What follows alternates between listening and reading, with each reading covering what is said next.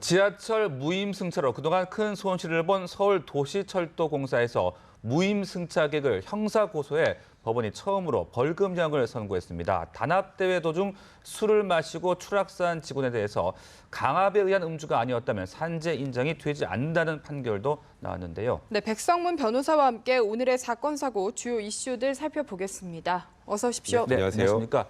이 수십 차례 이상 지하철 무임승차한 두 사람에게 최초로 벌금형이 내려졌다고 합니다. 이 서울도시철도공사에서 형사 고소를 한 것이라고 하는데 이 무임승차 현황이 어느 정도입니까?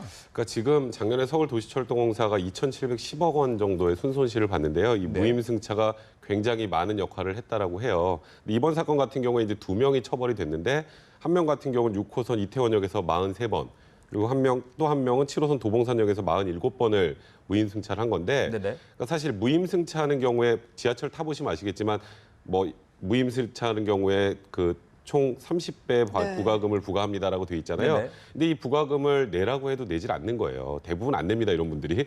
이제 그런 경우에도 통상적으로 형사고소까지 가지 않았는데 이제 이렇게 계속 이제 누적적으로 적자가 계속 나는 상황에서 이렇게 가만둬서는 안 되겠다고 판단한 것 같고요. 그래서 올 1월에 사규를 변경을 했습니다. 도시철도공사에서. 그래서 이렇게 부과금을 고지했는데도 내지 않는 분들은 형사고소하겠다는 입장을 밝혔는데 이번에 첫 사례가 됐고요. 그래서 이 두 명에게는 한 명에게는 벌금 30만 원, 또 한 명에게는 벌금 50만 원이 선고됐습니다. 네, 그럼 형사고소 이후 진행은 그냥 벌금형으로 끝나게 되는 건가요? 그렇죠. 이제 형사고소를 하면 이제 고소를 할 때 이게 딱 특정이 되잖아요. 43번, 47번. 이 경우는 다 대부분 사진으로 체증을 합니다.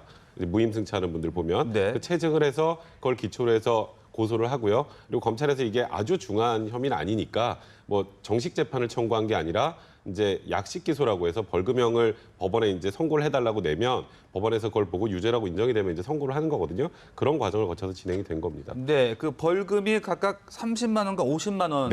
이었는데 이 벌금액은 적정하다고 볼 수 있는지 어떻게 산정이 되는 겁니까? 그러니까 벌금 이게 아마 사기죄가 인정이 됐을 거예요. 근데 사기죄라면 뭐 극단적으로 징역형 선고도 가능하지만 검찰에서도 그 전에 다른 전과들도 없는 상황이기 때문에 그냥 단순하게 벌금형으로 약식 기소한 건데 사실 저는 뭐 적정하다고 생각을 합니다. 왜냐하면 이분들이 벌금 30만 원, 50만 원 내면 이제 면책이 되는 게 아니라 그 부과금을 또 내야 돼요. 그 30배 부과금은 또 내야 되니까 별개의 문제이기 때문에 그러니까 이렇게 무임승차를 하면 굉장히 많은 손해를 볼 수 있고 벌금까지 내야 된다는 걸 확인해주는 판결이라는 점에서 물론 벌금 금액이 너무 적은 거 아니냐라고 하신 분들도 있겠지만 그렇게 적은 금액 같지는 않고요.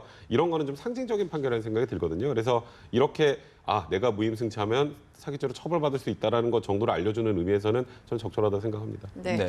다음 소식도 살펴보겠습니다. 뭐 회사 단합 대회에서 음주를 한 후에 추락사를 했어요. 그런데 재해 판결을 못 받았거든요. 어떻게 보셨습니까? 사실 이 판결은 항상 이런 류의 판결은 나올 때마다 논란이 좀 있어요. 이게 있었던 일을 제가 좀 설명을 드리면 2013년 10월에 이제 한 회사에서 단합 대회를 간 겁니다.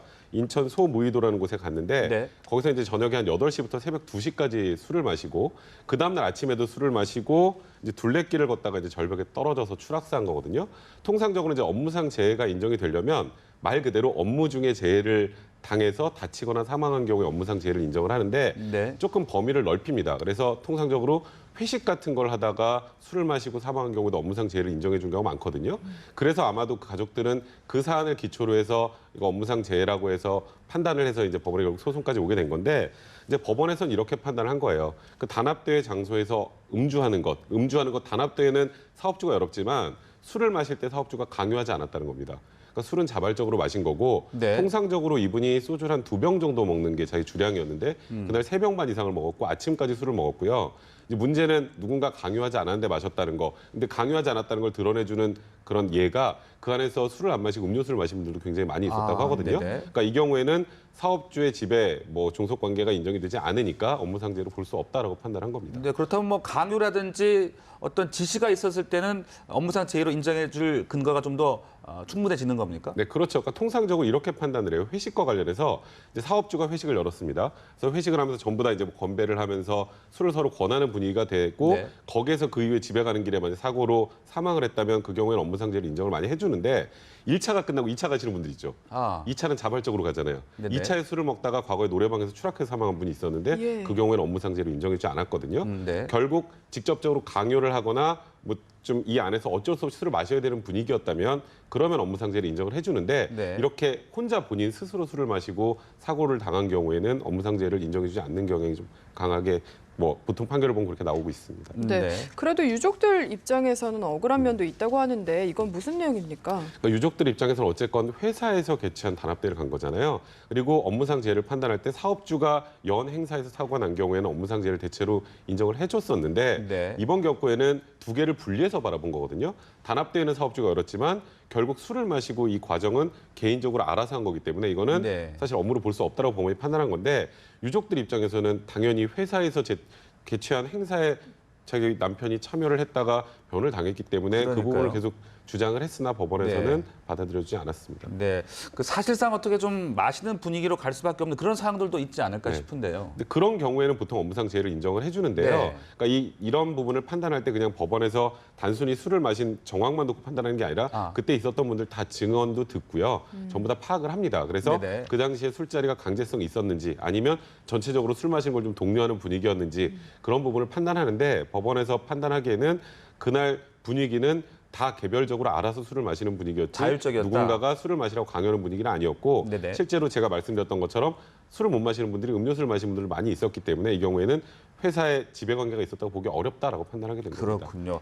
자, 그런가 하면 구역 스크린도 작업 중 사망한 이킴모 씨 아직 지금 발인 날짜도 잡히지 않고 있는데 유족에 대한 보상에 지금 또 난항을 겪고 있다고 합니다. 어떤 상황입니까? 사실 이번에 그 협력업체 은성 PSD 같은 경우에 최초에는 위로금은 지급할 수 없다라고 했거든요. 네. 본인들이 영세업자이기 때문에 위로금을 지급할 수 없다고 했다가 입장을 조금 선회했었는데 그러니까 말 그대로 그런 거예요. 보험금과 관련해서 산재보험하고 그다음에 근로자재 보장 책임보험 관련해서는 본인들이 적극적으로 협조하겠지만 위로금은 줄 수 없다는 입장이다 보니까 지금 이 유족들하고 협상이 되지 않고 있는 상황이거든요. 네. 과거에 그 성수역에서 사고가 났을 때도 똑같았어요. 위로금을 지급할 수 없다라고 해서 그때 당시엔 유족들이 소송을 제기했었고요.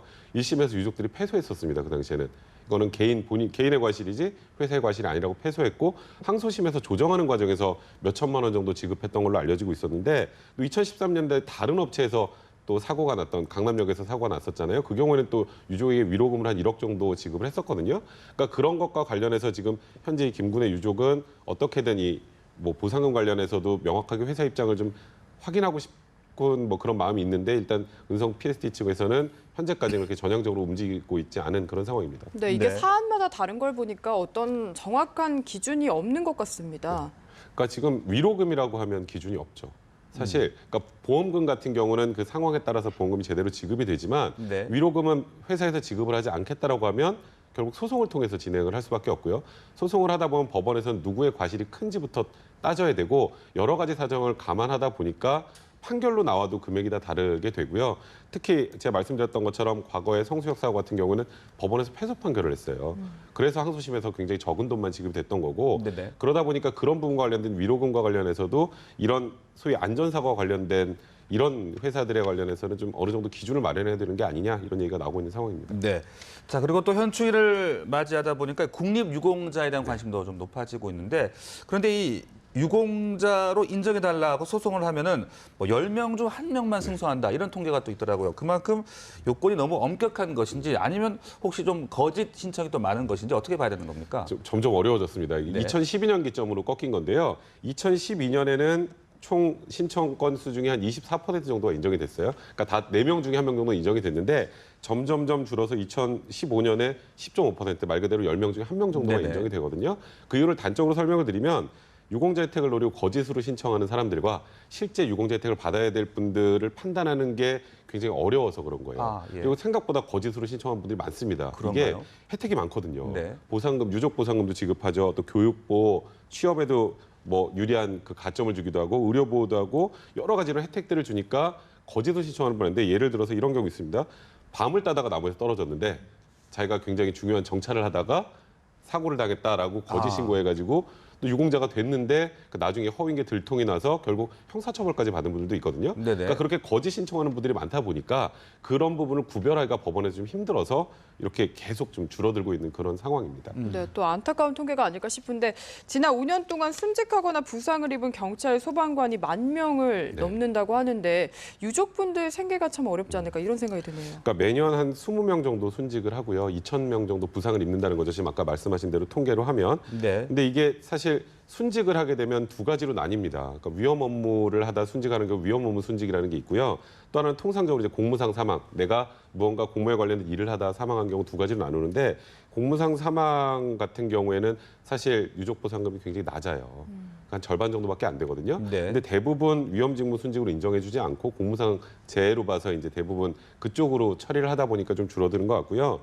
그러니까 그리고 또 그런 분들 있잖아요. 공무를 보다 다치시는 분들. 예. 근데 다치시는 분들 같은 경우는 대부분 이제 뭐 장기 병가를 내고 이제 치료를 하는데 그렇게 되면 이제 실제로 일하는 것보다 수당을 많이 못 받잖아요. 그러니까 실질적으로 1년 동안에 받을 수 있는 금원이 떨어지는 거예요. 그러면 경찰이나 소방관 같은 분들이 정말 위험한 업무를 하다가 내가 부상을 입었는데 부상을 입고 나서부터는 오히려 내가 받는 돈이 떨어진다면 네. 누가 그렇게 용감하게 일을 하고 네. 싶겠어요. 그러니까 그래서 지금 장애위로금이나 이런 걸 지급해야 된다는 얘기가 나오고 있고 이 부분은 반드시 좀 현실화돼야 되는 게 사실 경찰이나 소방관분들이 업무 의욕을 잃어버리기 시작하면 그 위험은 고스란히 국민들이 볼 수밖에 없거든요. 그렇겠죠. 정말 열심히 우리를 위해서 이렇게 애써주신 분들이 사고를 당했을 때는 나라에서 그런 보상이나 배상 절차도 조금은 더 좀 융통성 있게 해줘야 될 필요가 있지 않을까 개인적으로 생각이 듭니다. 네. 그리고 새로 들어온 사건도 하나 짚어보겠습니다. 20, 30대 여성만 또 대상으로 했다고 합니다. 서울 중앙지검 검사를 사칭한 보이스피싱 일당이